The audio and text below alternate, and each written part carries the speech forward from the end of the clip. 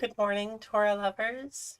Um, Today I'm going to be learning the second Mishnah in Masechet D'mai in honor of Lea Andersen for the sake of the uplift of her soul. And I'm going to be doing this here every day for the next few days. And if you can come live at 9:30 a.m. Eastern Time, that's fantastic. And I'd love for you to join us. And if you're watching this after, I hope it is still good learning. Okay, here we go. Let's just get right into it. Today's Mishnah is, well, let's do a little chazar.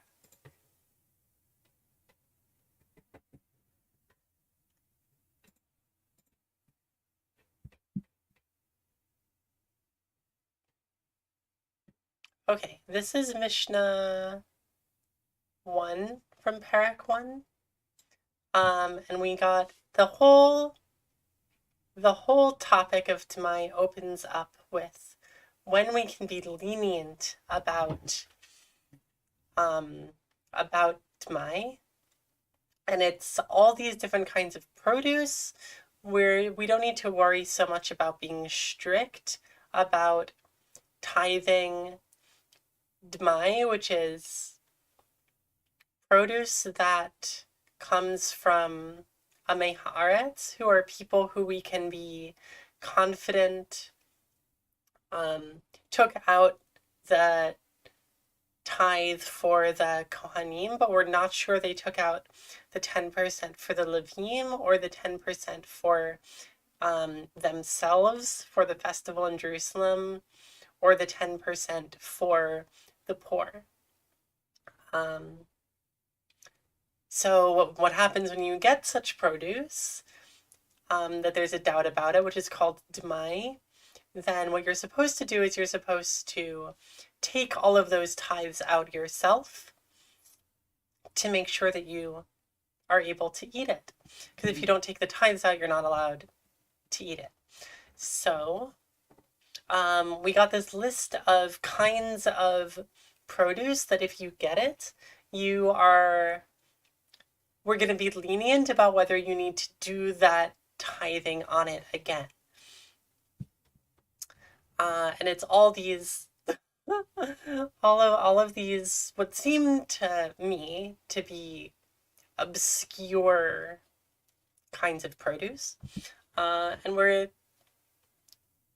if you get any of these kinds of things, you don't have to worry about, they're not exempt from D'mai, but will be lenient if you don't.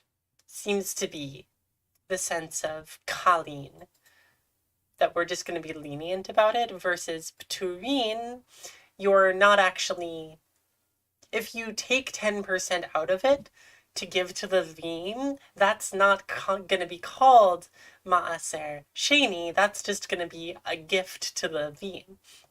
It seems to me to be the distinction. Okay, that's what we learned yesterday, and I wanted to point out, it's strange to me that the very first thing in the topic of D'mai that opens the whole parak and the whole Masechet is, when can we be lenient about this? It's not what I would have expected. Okay, let's look at our Mishnah for today.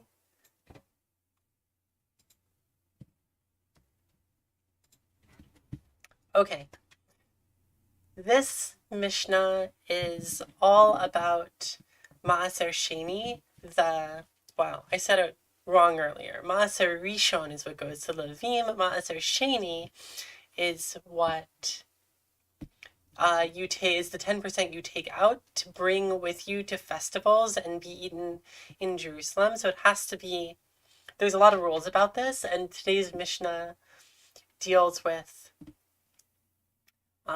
ways that D'mai is not treated like Ma'aser Sheni.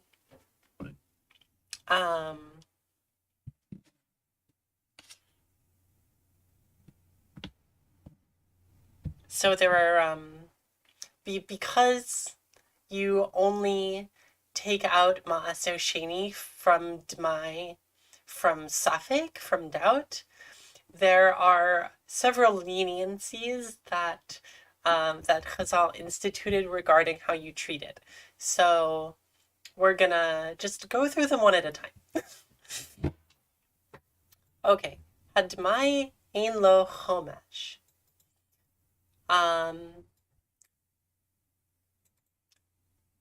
Okay, what's the best way to do this? Okay, Hadmai ein lo chomesh means that D'mai does not have. You don't have to. The rule about chomesh does not apply to D'mai, which means that normally when you take out Ma'aser Sheni and you exchange the produce itself for money, that it's easier to carry. So instead of carrying all this produce to Jerusalem, you just carry some money to Jerusalem and you exchange the money in Jerusalem for food that you then eat. You're allowed to do this. And when you do that, you're supposed to add a quarter of the value of that money onto it so that when you bring it to Jerusalem, I don't exactly know what the thought behind it is, but it's something you have to do. It's called chomesh, a fifth, because it ends up being a fifth of the whole thing once you've added this quarter of the value onto it.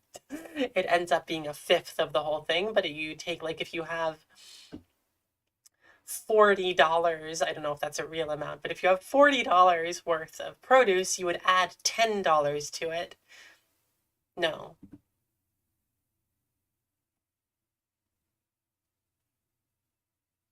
Yes, you would add $10 to it, and then you have $50, and the $10 you added is a fifth of the $50, but it's a quarter of the $40. You don't add a fifth of the $40, whatever that would be. Okay, so D'mai ein lo chomesh, you don't have to do that additional money with D'mai. Ve ein lo biur. I don't know if it's helpful for me to. Okay. Ve ein lo biur, meaning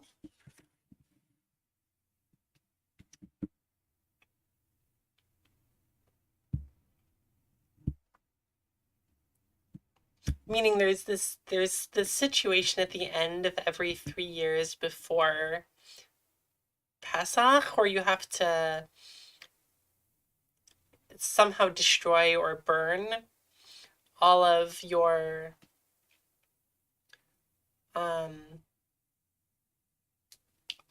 leftover Ma'aser Sheni from the previous 3 years.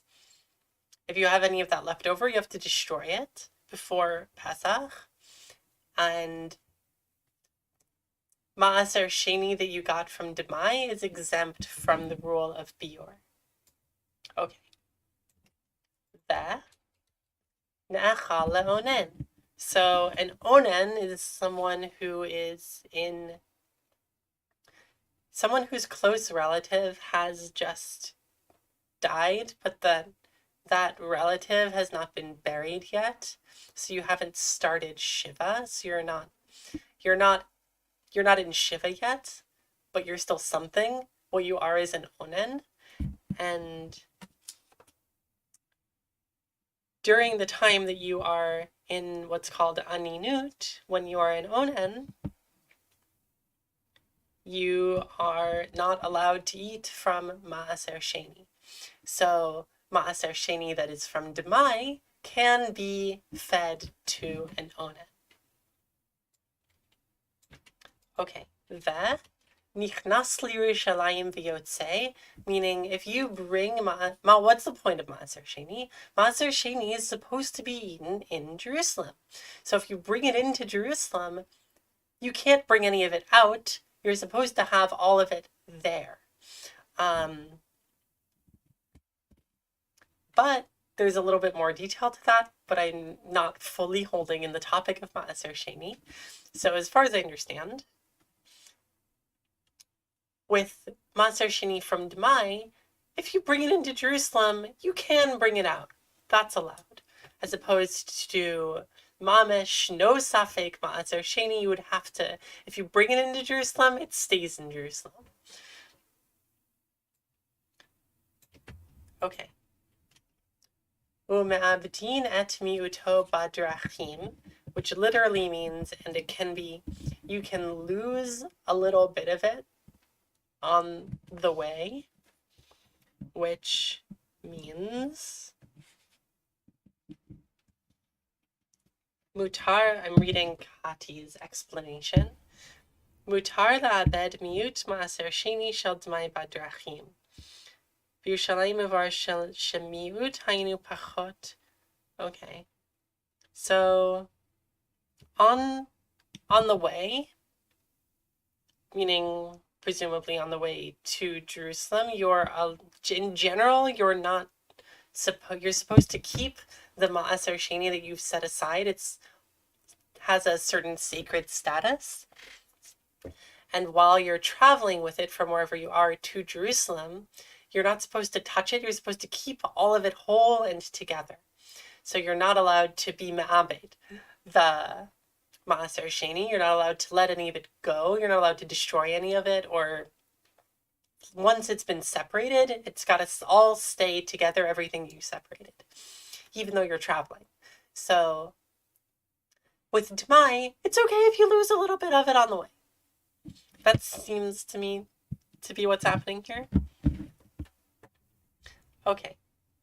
Ve'notno la'am ha'aretz. Ve'notno la'am ha'aretz. Kati explains Le'ochlo b'Yerushalayim afal pi sheyesh l'chashosh shema ya'achalenu betuma. So another feature of Amei Haaretz, first of all, they are, in general, rabbis don't trust them to be very strict about lots of things. They're not holding the same way that the rabbis are. The rabbis are still trying to be in relationship with them while respecting the observance that the rabbis themselves are holding and taking it seriously. So the one way this shows up is with D'mai itself. The rabbis are going to take seriously the need that they are holding in to separate all of the ma'asrot from the produce, even though Amei Haaretz are not necessarily doing this themselves. Another way, and that leads to a whole second of how we deal with this. And then another thing is that rabbis are not going to be confident that an Am Haaretz is ever going to be in a state of tahara, and you have to eat Maaser Sheni in a state of tahara. So therefore, you generally would not give Maaser Sheni, even inside of Jerusalem, you wouldn't give your Maaser Sheni to an Am Haaretz, because you can't really trust that they would know how to arrive at a state of tahara. But with Maaser Sheni from D'mai, it's fine to give to an Am Haaretz to eat in Jerusalem. We're not so concerned about whether they're definitely in a state of tahara or not. Meaning, I'm presumably, if an Am Haaretz came up to you on Shavuot and was like, I'm in a state of tuma, can I have some of your Maaser Sheni? And you're holding like the rabbis of Chazal, as we all are, obviously, then you would say, no, I'm not going to give you that. But if Am Haaretz comes up to you and says, I am in a state of tahara, can I please have some of your Maaser Sheni? Then you would be thinking to yourself, well, I'm not really sure that they are in a state of tahara, and eating Maaser Sheni in a state of tahara is actually very important to me. So normally I would say no even to that, but this Maaser Sheni over here, that's from D'mai. So there's already a safek about D'mai in general, and there's two sfakim going on here, and I'm gonna give it to this Am Haaretz, so that's fine. I don't need to be worried about violating my own standards and my own observance here. So you can give Maaser Sheni Shel D'mai to an Am Haaretz to eat in Jerusalem. Okay.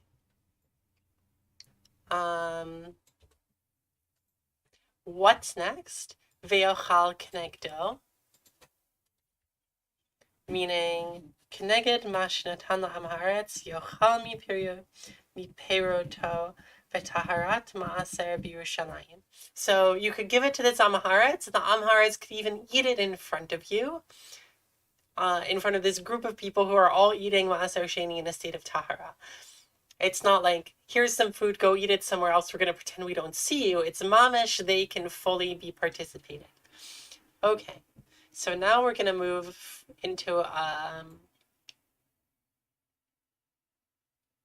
slightly,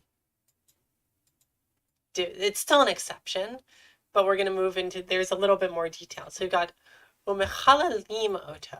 So this phrase needs a little bit of explanation. In general, to be mechalal something means to profane it, which has to do with the Maaser Sheni is in a state of kedusha, and if you exchange it for other things, then you have profaned that original stuff, even though you've sanctified other things in its place. That seems to me to be what's going on here. Meaning, you separate your Maaser Sheni. Then, to go to Jerusalem, you sell that Maaser Sheni for money. That's fine. Apparently that's not being mechalal, or it's at least not the kind of being mechalal that's being talked about here. So you get the money, and then the question is, are you allowed to exchange that money for other money? And in general, seems like no, for Maaser Sheni, you're not allowed to exchange that money for other money. But with Maaser Sheni Shel D'mai, when can we be mechalal? Which in this case comes out to mean when can we exchange it? Mechalalino to kasef al kasef. You can exchange silver for silver. Nechoshet al nechoshet. You can exchange bronze for bronze. Kasef al nechoshet. You can exchange silver for bronze. Nechoshet al haperot. And you can exchange bronze for the fruits themselves, the actual food. Uvilvad shechazor v'yifda et haperot.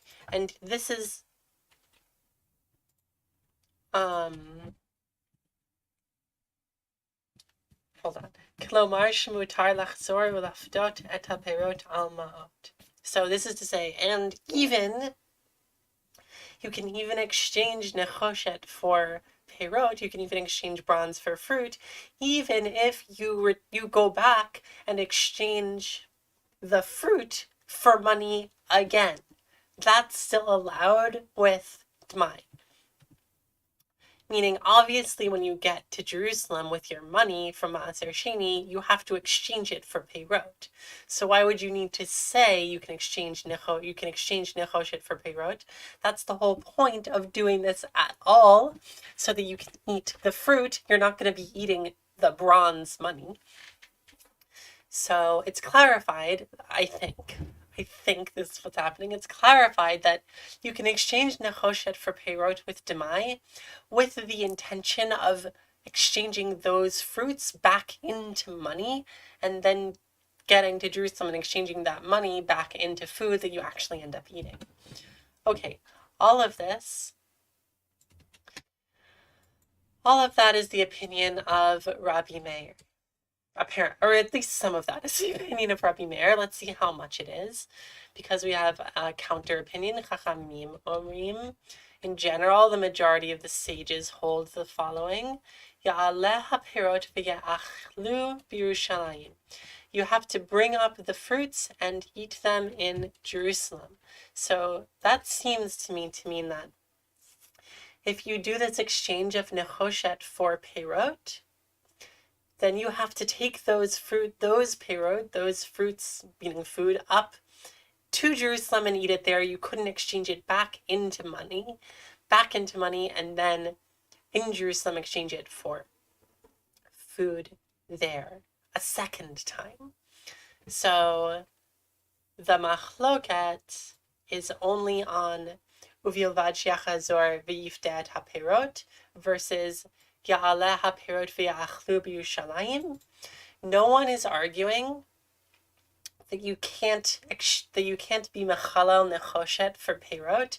No one's arguing that you can't exchange nechoshet for your maser sheni bronze for food. Everyone agrees. But Rabbi Meir says, well, that must mean you can do that and then exchange it back into money and then exchange that money back into food a second time, because otherwise, why would you need to say nechoshet al perot? That's obvious.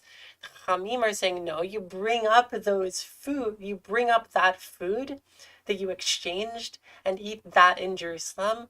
And I think the reason the Chachamim are holding this way is because you're supposed to, when you exchange the money back into food, you're supposed to do that in Jerusalem.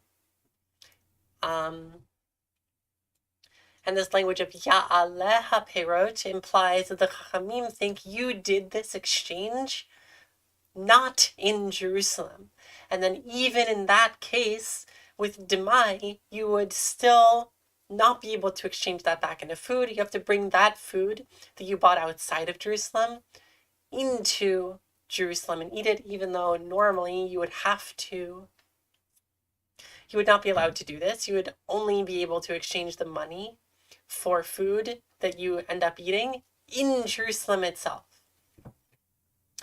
Rabbi Meir might be holding that you do this exchange in Jerusalem, or he might think it's an even bigger leniency with D'mai than the Chachamim. Even if you exchange this this bronze from D'mai into food outside of Jerusalem, and then exchange it back on your way into money, and then use that money to buy food a second time in Jerusalem, that's okay with D'mai. So Rabbi Meir seems to me to be being more lenient in this situation than the Chachamim, whichever way you read the situation.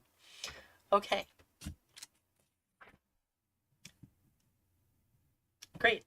That is the second Mishnah of the first parak of D'mai.